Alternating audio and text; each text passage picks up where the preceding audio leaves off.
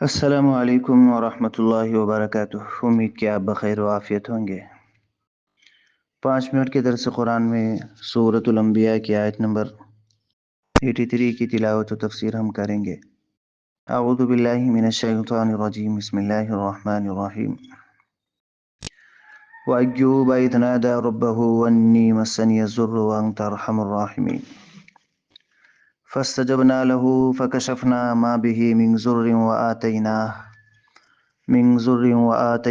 أهله ومثلهم معهم رحمة من عندنا وذكرى للعابدين، صدق اللہ العظیم۔ اور حضرت ایوب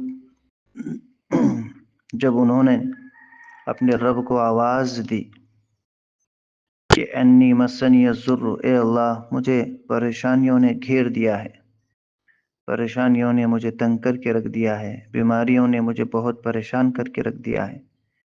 وَأَنْتَ أَرْحَمُ الرَّاحِمِينَ، اے اللہ بڑے رحم کرنے والے ہیں، میرے حال پر رحم فرمائے۔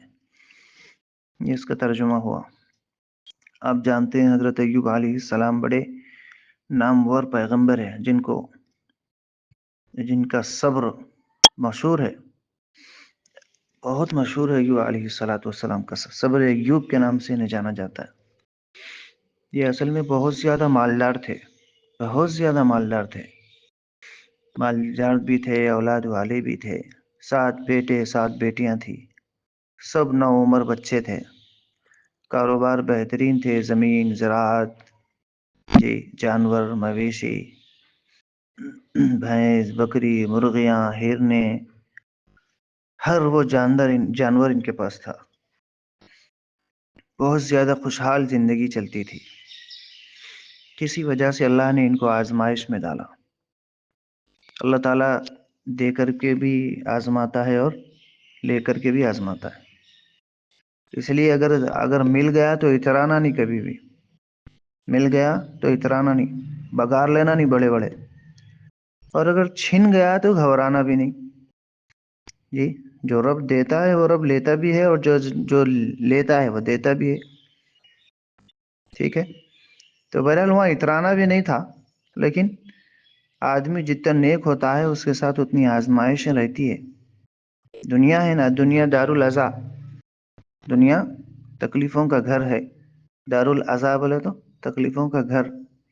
دنیا میں تکلیفیں آتی رہتی ہے، تکلیفیں، راحتیں بہرحال رہتی ہے، یعنی ہر حال میں رہتی ہے۔ نشیب و فراز زندگی میں چلتے رہتے ہیں، کبھی یہ آیا وہ گیا۔ اس میں ایک مضمون پڑھ رہا تھا میں پیپر میں، منصف کے ایکسٹرا ایڈیشنل میں، اس میں ایک صاحب زندگی کو پیاس سے تشبیہ دی ہے، پیاز سے۔ جیسے پیاز ہے، ایک چھٹا نکالو دوسرا رہے گا، دوسرا نکالو پھر تیسرا رہے گا، تیسرا نکالو چوتھا رہے گا، پوری پیاز ختم ہو جائے گی۔ بالکل اسی طرح زندگی میں اچھی خوشی غم، خوشی غم، خوشحالی بدحالی، خوشحالی بدحالی بہرحال رہتا ہے۔ آدمی کو ہر حال میں صابر ہونا ہے، صابر رہنا۔ برے حالات آئے تو صابر، اچھے حالات آئے تو شاکر، یہ دو بھی مزاج ہونا۔ تو بہرحال نظر لگ گئی تھی ان کے کاروبار پہ۔ ہاں، حاسدین رہتے ہیں، ہر دور میں حاسدین رہے، نظر لگ گئی تھی۔ اس لیے میری بات ذہن میں رکھیں، اگر آپ کو نظر نہیں لگنا تو نظر سے بچنے کا ایک عملی طریقہ یہ ہے کہ جو آپ کے آس پاس رہتے، ذرا ان لوگوں کو کچھ تو بھی کھلاتے پلاتے رہتے نا، کھلا لینا، تھوڑا سا پلا دینا، کھلا دینا، کچھ تو بھی دے دینا، تو آپ نظر سے، بد نظری سے آپ محفوظ رہتے۔ ہاں، بد نظری سے آپ محفوظ رہتے۔ اللہ نے دیا ہے اچھی خاصی، ایک دن میں اچھی خاصی کمائی ہو گئی، یا سیلری ملنے کے بعد خاص طور سے کچھ تو بھی اللہ کی راہ میں خرچ کر دینا۔ اللہ کی راہ میں خرچ کر دیے تو گویا کہ اللہ کی پناہ میں آ گئے۔ اللہ کی پناہ میں آنے کے بعد عام طور پر آدمی مصیبت زدہ نہیں ہوتا۔ اللہ کی پناہ میں آنا بولے تو جیسے مثال کے طور پہ کوئی چھوٹا بچہ ہے آپ کے گھر کا، آپ اس کو مارنے پیچھے پڑے، کوئی بچہ اس بچے کو مارنے پیچھے پڑا، اور وہ بچہ آ کر کے اس کے والد کے پیچھے ٹھہر گیا، اب وہ بچہ مارنے جائے گا نہیں، واپس پلٹ جائے گا۔ اس کو بولتے پناہ میں آ جانا۔ اس کا نام ہے اعوذ باللہ من الشیطان الرجیم۔ اللہ کی پناہ میں آنا بولتے نہیں، ایسے ہی ہے یہ پناہ میں آ جانا۔